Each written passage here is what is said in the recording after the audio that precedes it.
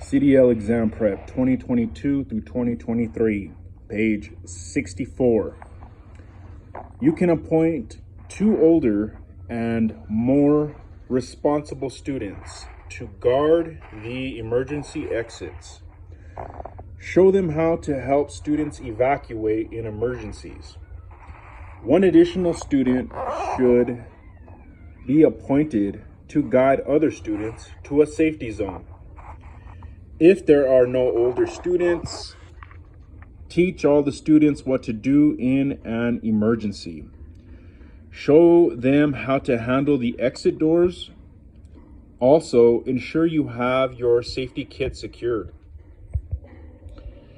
Identify the necessity for evacuation. This is the most important step in dealing with an emergency.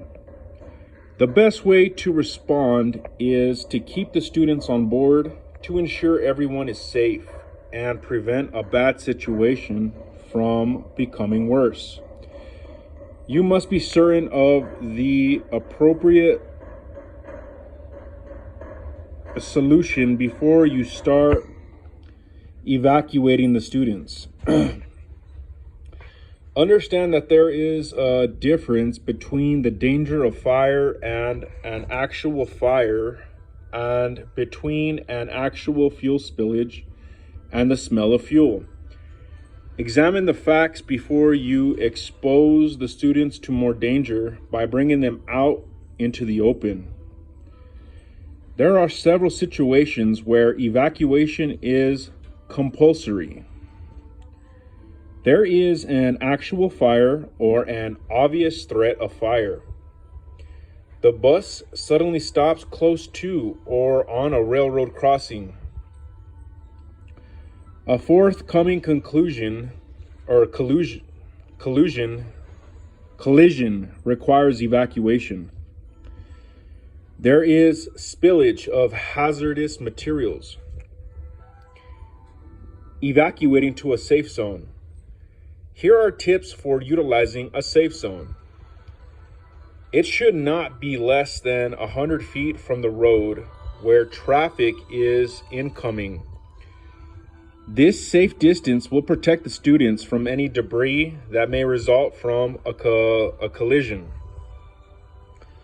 Guide the students toward the direction of air when there is a fire or spillage of hazardous materials. Take students far from the railroad tracks. If there is an imminent tornado and the bus is in its path, lead the students out of the bus and guide them to a nearby ditch or a channel if there is no nearby building for shelter. Ask the students to lie face down on the ground with their hands over their heads. The safe zone should be far from the bus and other vehicles. Choose a site that is safe from flash floods. Page 65. General evacuation tips.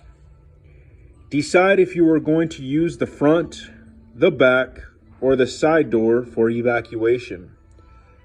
Identify if the safest route for evacuation is the window or the roof.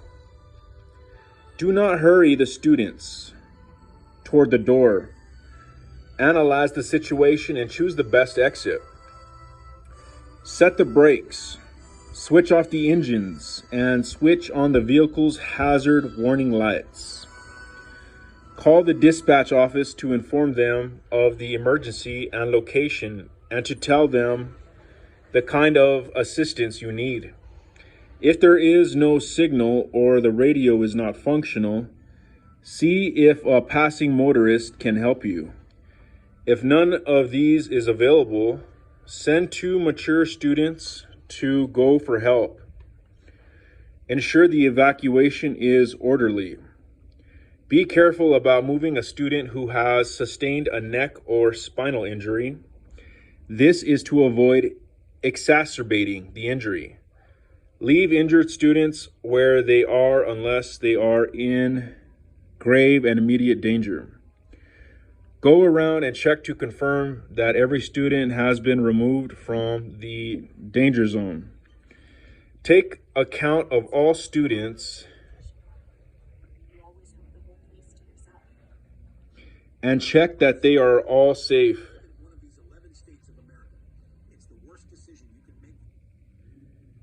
Then, secure all emergency tools. Secure the safe zone and set up warning devices. Safety tips for school bus drivers. Using strobe lights. Many school buses have white strobe lights on the roof. You should use these lights to increase visibility in the dark. Driving in stormy weather.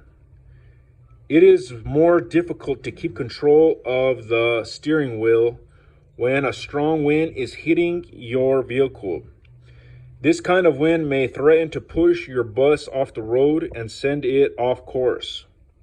Here are some tips for controlling your vehicle in high winds. Grip the steering wheel strongly. No matter how hard the wind works against you, keep a firm grip because the safety of every student on board depends on you.